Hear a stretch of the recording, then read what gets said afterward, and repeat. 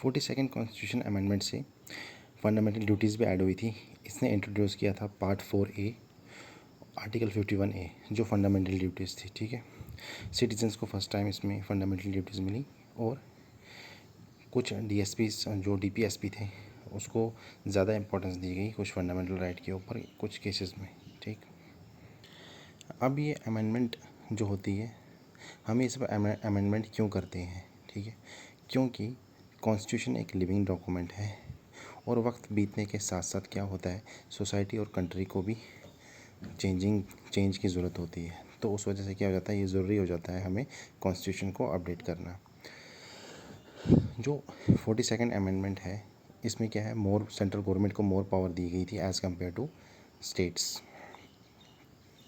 जो लेजिस्लेचर का term of Lok Sabha और स्टेट असेंबली, उसको भी 5 साल से 6 साल कर दिया गया। लेकिन बाद में 44th अमेंडमेंट 1978 से इसको रिवर्स कर दिया गया, दोबारा 5 साल कर दिया गया था।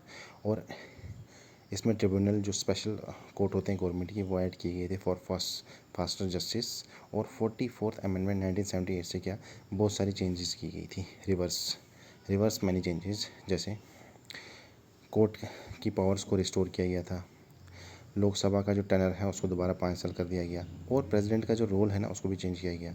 प्रेसिडेंट को क्या है, उसका रोल क्या चेंज किया गया कि प्रेसिडेंट को वो जो भी कोई भी act he must act on advice of council of minister की सलाह से ही जो है प्रेसिडेंट वो काम करेगा। अब इसकी हिस्टोरिकल बैकग्राउंड क्या थी? अब इसकी हिस्टोरिकल बैकग्राउंड ये थी कि PM इंदिरा गांधी ने डिक्लेयर की थी इमरजेंसी 1975 में। ठीक है, और गवर्नमेंट को एक्स्ट्रा ऑर्डिनरी पावर मिली थी और अपोजिशन लीडर को अरेस्ट किया गया था और उनकी फ्रीडम को रेस्ट्रिक्ट कर दिया गया था। और उस टाइम क्या हुआ था, गवर्नमेंट क्या चाहती थी कि स्ट्रॉन्ग हमारा कंट्रोल होना चाहिए कंट्री के ऊपर। और गवर्नमेंट ज़्यादा ये चाहती थी कि जो भी वो कोई भी लॉ इम्प्लीमेंट करेंगे उसमें किसी का इंटरफेरेंस नहीं होना चाहिए, खासकर सुप्रीम कोर्ट ऑफ इंडिया का। और इनको कन्फ्लिक्ट भी था विद जुडिशरी के। पहले क्या था, अर्लियर केसेस लाइक जैसे केशवानंदा भारती केस 1973 में क्या इंट्रोड्यूस किया गया, बेसिक स्ट्रक्चर ऑफ डॉक्ट्राइन इसी में आया था। मतलब कि पार्लियामेंट अमेंडमेंट कर सकती है, ठीक है, कॉन्स्टिट्यूशन को अमेंड कर सकती है, अमेंडमेंट उसकी कर सकती है, लेकिन वो बेसिक स्ट्रक्चर डॉक्ट्राइन के साथ छेड़छाड़ नहीं कर सकती।